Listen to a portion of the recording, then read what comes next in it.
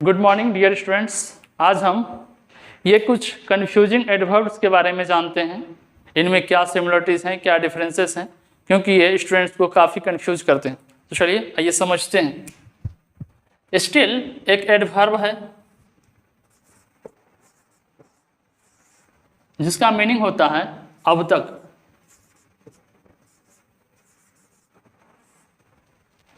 Yet भी हमारा एक एडवर्ब है और इसका भी मीनिंग होता है अब तक।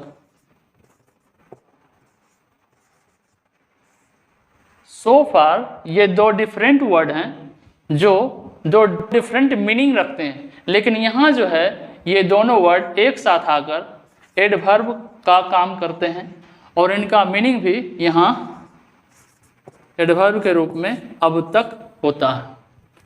यहाँ इन दोनों वर्ड के बीच में गैप रखना है। चलिए अब हम इन तीनों में क्या सिमिलरिटीज है और क्या डिफरेंसेस हैं इनको हम देखते हैं। तो स्टिल का प्रयोग प्रेजेंट एक्शन को दर्शाने के लिए केवल होता है। तो प्रेजेंट एक्शन दर्शाने वाले प्रेजेंट एक्शन के लिए केवल और केवल दो टेंसेस है, एक है सिंपल प्रेजेंट टेंस और दूसरा है प्रेजेंट कंटिन्यूअस टेंस।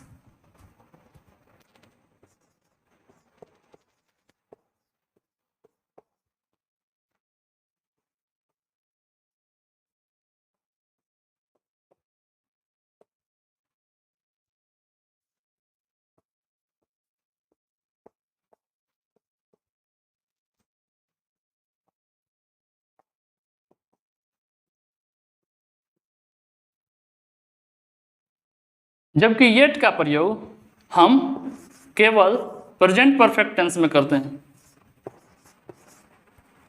सॉरी, यहां पर एक होगा।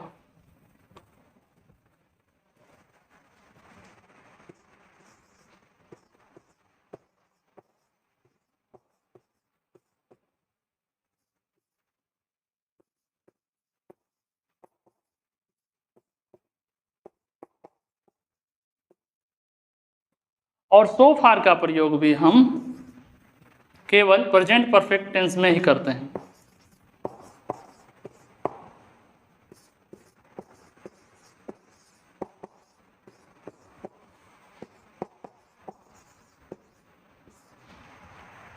ये हो गई टेंस की बात, टेंस में डिफरेंसेस। अब हम समझते हैं इन तीनों में सेंटेंसेस में क्या डिफरेंस है।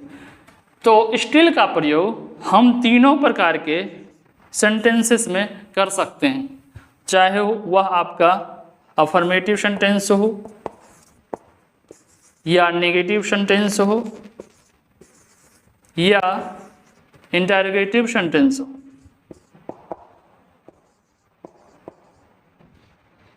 जबकि येट का प्रयोग हम जनरली कहने का मतलब है 99% केसेस में। तो जनरली हम इसका प्रयोग इंटरोगेटिव एंड नेगेटिव सेंटेंस में करते हैं, जबकि सो फार का प्रयोग जनरली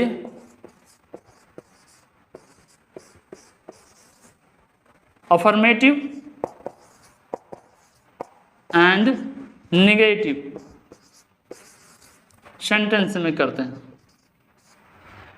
ये हो गया डिफरेंस आपका सेंटेंस में। अब हम इन तीनों के स्ट्रक्चर में डिफरेंस देखते हैं। तो स्टिल का प्रयोग जब हम किसी सेंटेंस में करेंगे तो इसका प्रयोग हमेशा उस सेंटेंस के मध्य में होगा, और मध्य में कहने का मतलब है कि ऑक्सिलरी वर्ब जिसे हम हेल्पिंग वर्ब भी कहते हैं, तो उसके बाद और मेन वर्ब के पहले होगा। अगर उन दोनों में कोई एक वर्ब है, मान लीजिए मेन वर्ब है, तो मेन वर्ब के पहले होगा। अगर ऑक्सिलरी वर्ब है तो ऑक्सिलरी वर्ब के बाद होगा, मेन वर्ब नहीं है तो मान लीजिए हमारा सेंटेंस प्रारंभ होता है यहाँ से, तो स्टिल हमारा मध्य में रहेगा और ये सेंटेंस यहाँ एंड करता है। तो हम यहाँ पर आपको लिख देते हैं मिडिल पोजीशन।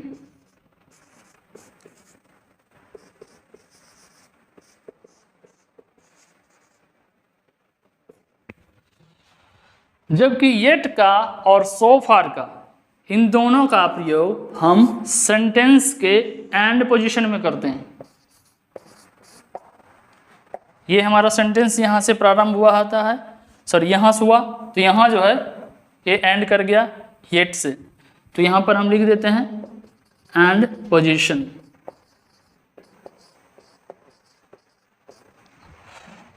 और इसका भी हम प्रयोग सेंटेंस के एंड पोजीशन में करते हैं।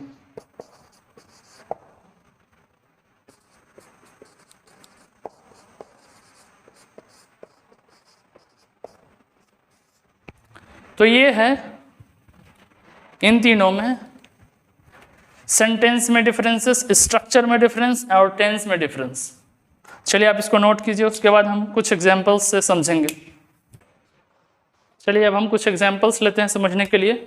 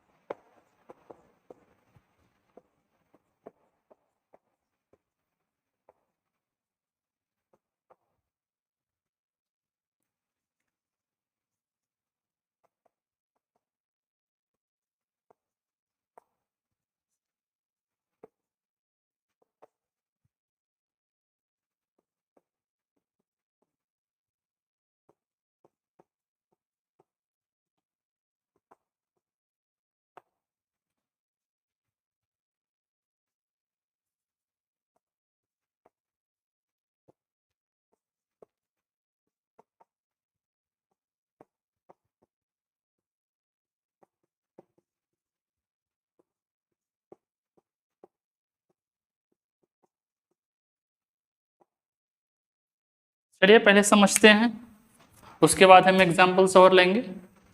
तो फर्स्ट सेंटेंस को देखें, तो यह कौन सा सेंटेंस है? इंटरोगेटिव सेंटेंस है। इसमें ए जो है क्वेश्चन कर रहा है बी से, क्या पूछ रहा है कि इज ही स्टिल स्लीपिंग। तो सेंटेंस हमारा किस टेंस में है? तो प्रेजेंट कंटिन्यूअस में, और स्टिल का प्रयोग हमारा इन दोनों के मध्य में हुआ। सेंटेंस बिल्कुल करेक्ट है। तो इसके रिस्पॉन्स में क्या कह रहा है बी कि yes he is still sleeping, मतलब कि हाँ वह अब तक सो रहा है। तो यहाँ भी क्या है, सॉरी पहले यह सेंटेंस कौन सा है?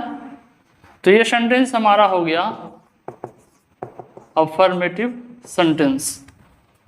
यहाँ भी जो है किस टेंस में है? तो प्रेजेंट कंटिन्यूअस में, और स्टिल हमारा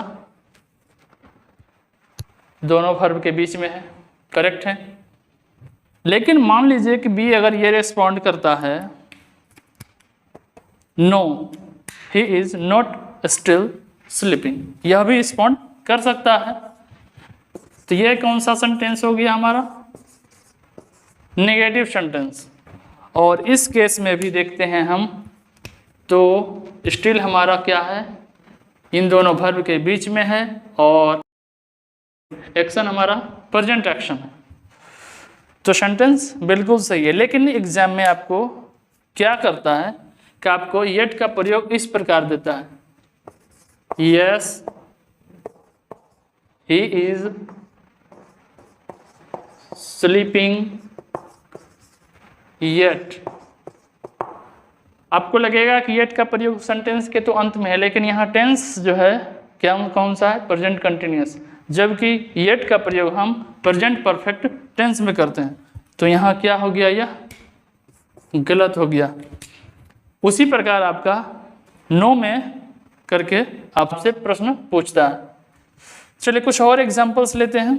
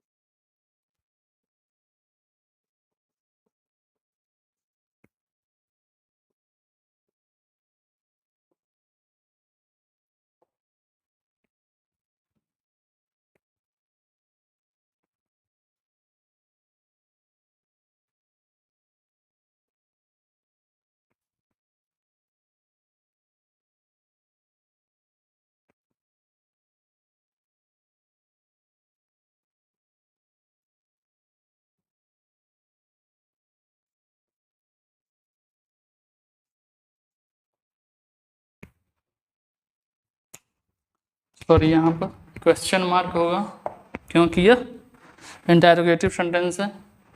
चलिए अब हम समझते हैं।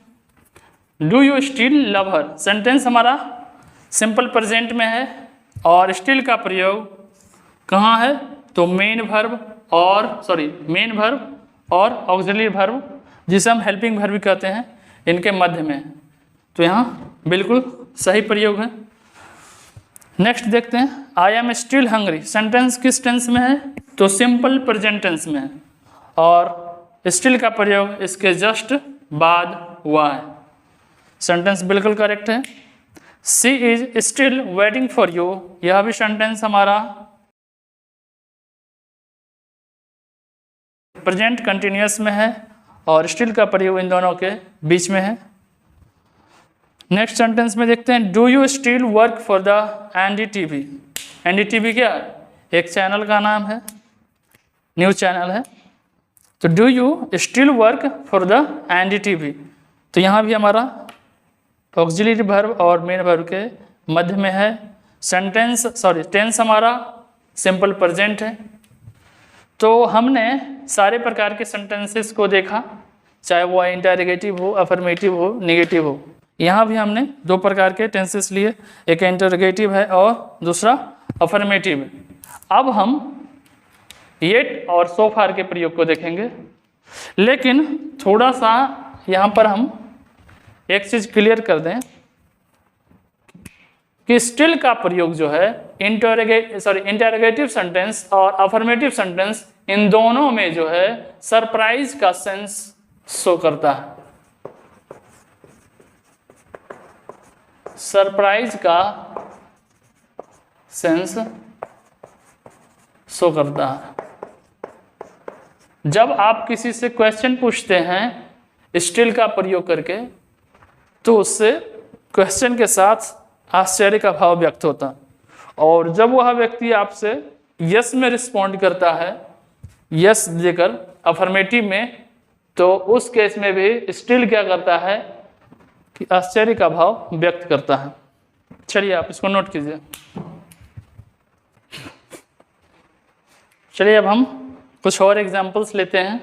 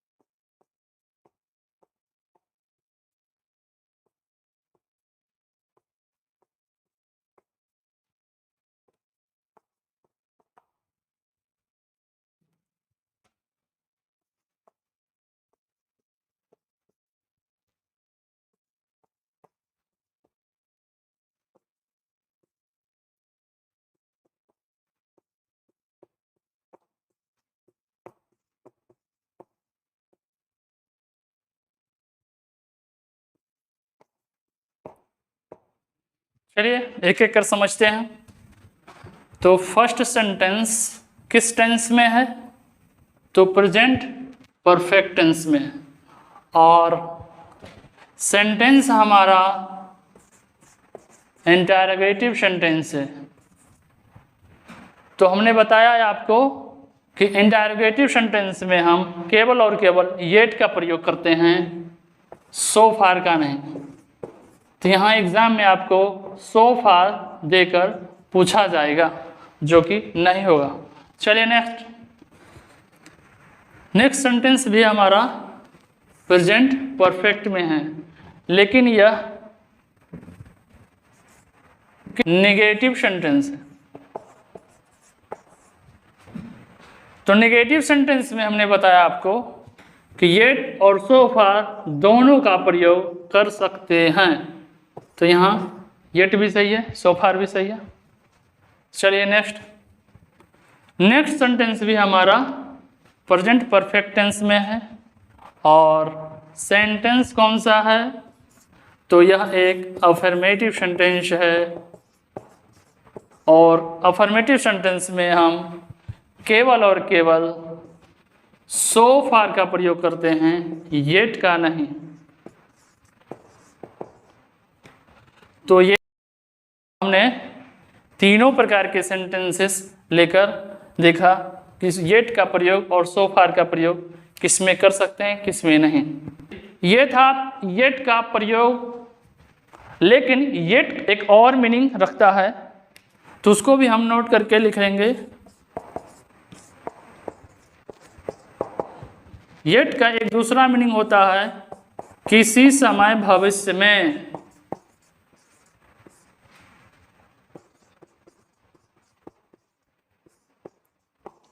आप चाहें तो येट के बदले में एट सम फ्यूचर टाइम का प्रयोग कर सकते हैं। इस कंडीशन में सेंटेंस का स्ट्रक्चर क्या हो जाएगा, be verb plus yet plus infinitive. Infinitive कहने का मतलब है टू प्लस वर्ब का फर्स्ट फॉर्म। टू क्या है, प्रीपोजिशन है, तो टू प्लस वर्ब का फर्स्ट फॉर्म। चलिए कुछ एग्जांपल्स लेते हैं।